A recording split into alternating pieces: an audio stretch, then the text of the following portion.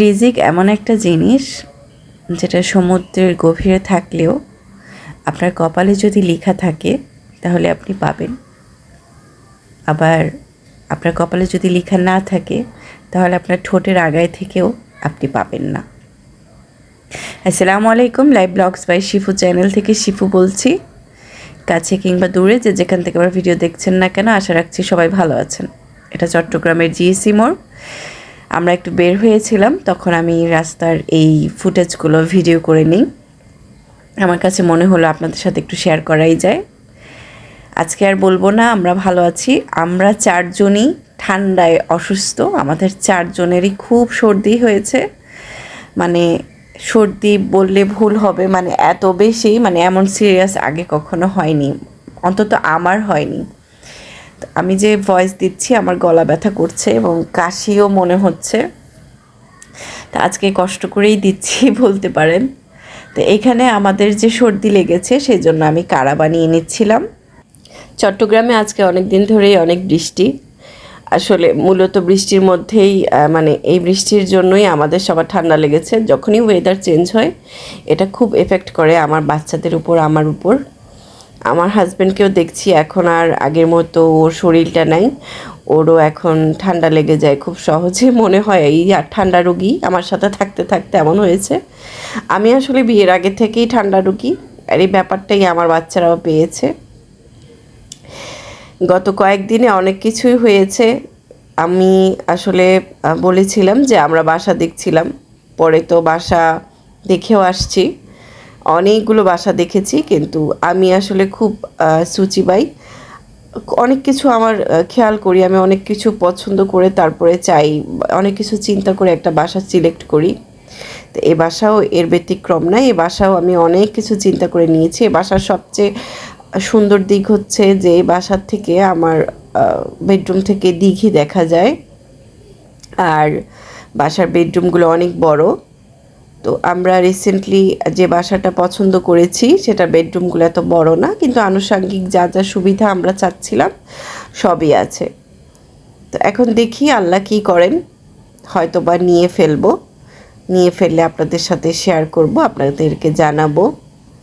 তো যেহেতু অসুস্থ, সামনেও যে এত বড় একটা ধাক্কা নিব, এই যে বাসা চেঞ্জ করা কিন্তু চারটিখানের কথা না, অনেক কষ্টের কথা, অনেক কষ্ট। তো তারপরেও এখন তো কিছু করার নেই, চেঞ্জ করে ফেলতে হবে। আচ্ছা, মাঝখানে 2 দিন আগের ব্লগে মানে আমি বলেছিলাম যে আমাদের বাড়িওয়ালা কাজ ধরেছে, আলহামদুলিল্লাহ। হ্যাঁ, সত্যি সে তার দিক থেকে অনেকটা চেষ্টা করেছে পানিগুলো বন্ধ করার, বাট কিছুই হলো না। আমি যে সেদিন বললাম আমি বাংকার থেকে আমাদের বক্সগুলো আমি রোদে দিয়ে শুকায় আবার বাংকারে রেখেছিলাম। আমাদের কিন্তু এই বাসায় বাংকার 4টা, মানে স্টোরেজ রুমটা হচ্ছে 4টা। তো আমি 2টা একেবারেই ইউজ বন্ধ করে দিছি, দেন যেটা একটু শুকনা ছিল ঠিকঠাক করেছিল মিস্ত্রি, ওটাতে আবার রেখেছিলাম, কিন্তু কোনো লাভ হয়নি, আবারও ভিজে একেবারে একাকার। তো এই বক্সগুলো আর কোনোভাবেই সম্ভব না শুকায় আবার ইউজ করা, একেবারেই শেষ। তো যাই হোক, ব্যাড লাক। এখন যদি বাসা চেঞ্জ করতেই হয় তাহলে আমাদেরকে কার্টুন কিনতে হবে সাইজ অনুযায়ী জিনিসের। তো এখানে আমি কাড়া বানিয়ে নিচ্ছিলাম। কাড়া কীভাবে বানাচ্ছি দেখতেই পারছেন। এখানে আদা রস, লেবুর রস, দারচিনি, লঙ্কা এগুলো দিয়ে বানিয়েছি, লং এগুলো দিয়ে বানিয়েছি। আর এটা খুব উপকারী একটা কাড়া, এটা খেলে অনেকটাই ঠান্ডা রিলিফ হয়। আমাদের নাক খুলে যায়, ঠান্ডাটা ভিতর থেকে বসতে পারে না, অনেক উপকার হয়। এটা আমার উইন্টারে প্রত্যেক দিন খেতে হয়, মানে আমাকে, আমার বাচ্চাদেরকে। তা আজকে কিচেনে একটা নতুন জিনিস অ্যাড করেছিলাম, ওই যে স্পুন হোল্ডার, সেটা এতদিন শোকেসে ছিল, তো আজকে নতুন করে অ্যাড করলাম। চিন্তা করলাম একটু সাজাই রান্নাঘরটাকে। আমার আসলে কি রান্নাঘর গুছাতে বেশি পছন্দ, শুধু রান্নাঘর না, ঘর বাড়ি সব কিছুই গুছাতে অনেক পছন্দ করি।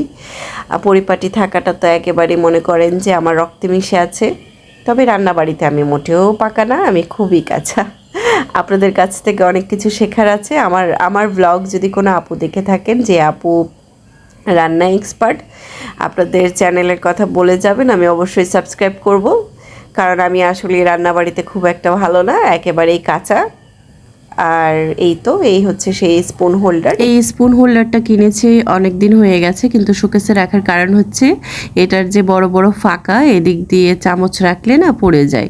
তো আমি আজকে বুদ্ধি করে এটার ভিতরে একটা বয়ম কেটে তারপর দিয়েছি এটার মাপ অনুযায়ী। তো ওই বয়মটার ভিতরে আর কি চামচগুলো রাখি, এখন আর চামচগুলো ফাঁকা দিয়ে বের হয়ে যায় না। আর এই পাশে যেই স্পুন হোল্ডার ছিল সেটা জানালার সাথে বেঁধে দিয়েছি। আর যে আমার সেলফে দুধ চিনি চা পাতা ছিল সেটাকে এই জানালার এখানে রেখেছি। এখানে একটা বলা যায় যে টি কর্নারের মতোই করেছি আর কি। আর এইগুলো সব শোকেসে রেখে দিব। এই চামচগুলো, এই স্ট্রগুলো আমার রেগুলার ইউজ হয় না, তাই এগুলো ধুয়ে এখন শুকালে শোকেসে রেখে দিব আর কি।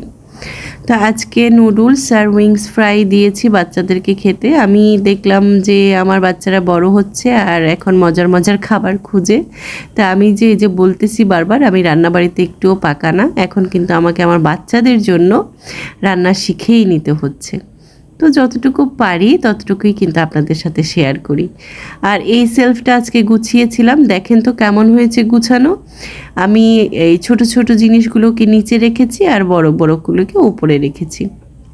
অনেক ধুলো জমেছিল, তো সেই জন্য চিন্তা করলাম যে না, একটু পরিষ্কার করে নিই। মনটা একটু খারাপ ছিল, শরীরটাও তো তার সাথে খারাপ ছিলই। মনটা খারাপ ছিল আসলে, আমরা যে বাসাটা পছন্দ করেছিলাম সেই বাসার ভাড়াটা আমাদের বাজেটের সাথে যাচ্ছিল না, যায় না।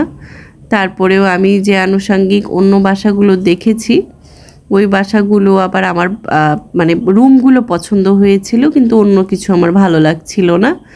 তো সেই জন্য আমি আসলে সরি, আমার খুব কাশি হচ্ছে, আমি কাশি দিচ্ছি আর ভয়েস দিচ্ছি। তো আমার যে বাসাটা মানে পছন্দ হচ্ছিল, রুমগুলো খুব বড় ছিল, ভাড়াও ঠিক ছিল, সব ঠিক ছিল, বাট ওদের ফিটিংসগুলো আমার ভালো লাগেনি। তো এখন যে বাসাটা আমি পছন্দ করেছি ফাইনালি, সে বাসাটাই দেখার জন্য যাচ্ছিলাম। আরও একবার এই বাসাটা এর আগেও একবার দেখেছিলাম। তো আজকে ফাইনালি ওটা হয়তো লাস্ট দেখে অ্যাডভান্স করে দিব। তো দেখি, বাকিটা আল্লাহ ভরসা। আমরা হয়তো অক্টোবরে উঠব, পুরো সেপ্টেম্বর মাসটা এখানেই থাকবো। আমার এই এখন যে জায়গায় আমি থাকি, এই জায়গায় আমার সংসার জীবনের বয়স 3 বছর। আর তার আগে ছিলাম আরেক জায়গায়, সেখানে 3 বছর ছিলাম। আর বিয়ের প্রথম 1.5 বছর ছিলাম হচ্ছে আরও একটা অন্য জায়গায়। তো এইভাবে আর কি, এখন জানি না নতুন যে জায়গায় যাচ্ছি সেখানে কতদিন থাকতে পারবো বা থাকবো, আল্লাহ রিজিকে কতদিন লিখে রাখবে। এখানে দেখেন আমার সিঁড়িতে, মানে আমাদের বাসার সিঁড়ি ঘরে বিড়াল বাচ্চা দিছে। তা আমি আওয়াজ শুনে দৌড় দিয়ে গিয়েছিলাম দেখার জন্য, পরে খাবারও দিয়েছিলাম।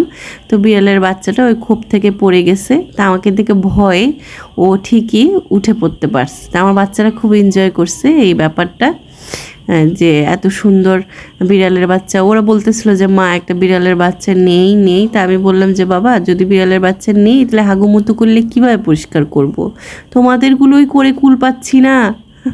তো আজকে দারাজ থেকে একটা জিনিস অর্ডার করেছিলাম 4-5 দিন আগে। অর্থাৎ আমার যে ডাইনিং টেবিলের উপরে রানার সেট নাই, আমি বলেছিলাম আমার রানার সেট কিনতে হবে। তো আমি তার মার্কেট যেতে পারিই নাই। তো আমি দারাজ থেকে অর্ডার করে দিই। দারাজ থেকে আমার ডেলিভারি চার্জ সহ সর্বমোট নিয়েছে ওরা 475 টাকা। তো এই হচ্ছে আমার রানার সেটটা, আমি আপনাদের সামনে দেখাচ্ছি। তা আমার কাছে বেশ ভালো লেগেছে, যদিও একদমই কমন একটা রানার সেট, সবার ঘরেই হয়তো কম বেশি আছে, কিন্তু তারপরেও আমার যেহেতু নাই মামার চেয়ে কানা মামা ভালো বলে না একটা কথা, তো ব্যাপারটা ঠিক তাই আর কি। কারণ আমি আমার টেবিলে গরম কিছু রাখতে পারছিলাম না, যেহেতু এটা গ্লাস টেবিল, গরম কিছু এই প্লাস্টিকের উপর রাখলেও এটা ফেটে যাবে কিন্তু। তো সেই জন্য আসলে খুব এসেনশিয়াল হয়ে গিয়েছিল রানার সেট। তো আমি দেখেন এই রানার সেটটা অর্ডার করেছি, এটা কেমন হয়েছে জানাবেন। আর আমার কাছে এটা ভালো লেগেছে, আপনারা যদি রাফ ইউজের জন্য নিতে চান নিতে পারেন। তবে একটা জিনিস যেটা দেখলাম, এটার যে সাইডগুলোতে একটু সুতা বের হওয়া, আমার মনে হয় এটা সেলাই দিয়ে নিলে ভালো হবে। এই যে দেখেন, এই যে সাইডগুলোতে একটু সুতা বের হওয়া, তো এই সুতাগুলোকে মনে হয় একটু সেলাই করে দিলে ভালো, দেখি আমি টেলার্সে পাঠাবো। তবে এখন তো একেবারে বিছিয়ে দিয়েছি, বিছিয়ে দেওয়ার পরে কেমন লাগছে সেটাও আপনাদের দেখাবো, জানাবেন কেমন লাগে। সংসারে প্রত্যেকটা জিনিসই আমি এভাবেই করেছি, অল্প অল্প করে আস্তে আস্তে করে ধৈর্য ধরে। আমার সংসার জীবনের যদি প্রথম থেকে আমি ভিডিও করে রাখতাম, আপনাদের সাথে যদি শেয়ার করতাম, আপনারা সত্যি আমাকে অ্যাপ্রিসিয়েট করতেন, অবাকও হতেন যে আমি আজকে কিভাবে ওই পর্যায় থেকে এই পর্যায়ে এসেছি, একেবারেই কোনো রকম সাপোর্ট ছাড়া। সমস্যা সমাধান কখনোই হয় না, হবে না, সেটা নিজেদেরকে বুদ্ধি দিয়ে করে নিতে হয়। বুদ্ধি খাটিয়ে, মাথা খাটিয়ে যদি সংসারকে সামনের দিকে এগিয়ে নেওয়া যায়, চালানো যায়, তাহলেই একটা সংসার আসলে খুব সুন্দর লাগে এবং সংসারটাকে সুন্দর করে চালানো যায়। আমি এটাই চেষ্টা করেছি আমার সংসারে, আর সেই জন্যই হয়তো আমি আজকে এই জায়গায় এসেছি। আর সবচেয়ে বড় শুকরিয়া জানাবো আমি আমার সৃষ্টিকর্তাকে, আমার আল্লাহকে, আমার রবকে। আজকে আমি যে অবস্থায় আছি, যেমনই আছি, আলহামদুলিল্লাহ, আলহামদুলিল্লাহ, আলহামদুলিল্লাহ। তা আমার চ্যানেলটি কেমন লাগলো, আমার ভিডিওটি কেমন লাগলো, আমার চ্যানেলটি প্লিজ আপনারা সাবস্ক্রাইব করবেন, আমার পাশে থাকবেন, আমাকে লাইক দিয়ে, কমেন্ট দিয়ে আমাকে সব কিছু জানাবেন, কোন ভিডিওতে কি আপনারা জানতে চাচ্ছেন সব কিছু শেয়ার করবেন। তো যেহেতু এখান থেকে আমরা চলে যাব, হয়তো আর একটা মাসই আছি, যদি আল্লাহ চান, আল্লাহ যেন ভালো ভালো এই দিনগুলো পার করেন, এটাই দোয়া করছি।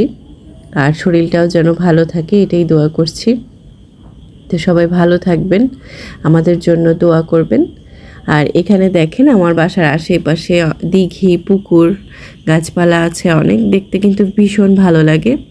তো যেহেতু বৃষ্টি হচ্ছিল, আমি ঘুম থেকে উঠে, এটা কিন্তু ঘুম থেকে উঠেই আমি ভিডিও করেছিলাম, তো এটা শেষেই দিলাম, শেষেই দেখাচ্ছি আপনাদেরকে। তা আমি এখানে ভিডিও করে রাখছিলাম, এগুলো আমার কাছে আমার সাথে স্মৃতি হয়ে থাকবে, সাথে আপনাদের সাথেও স্মৃতি হয়ে থাকবে।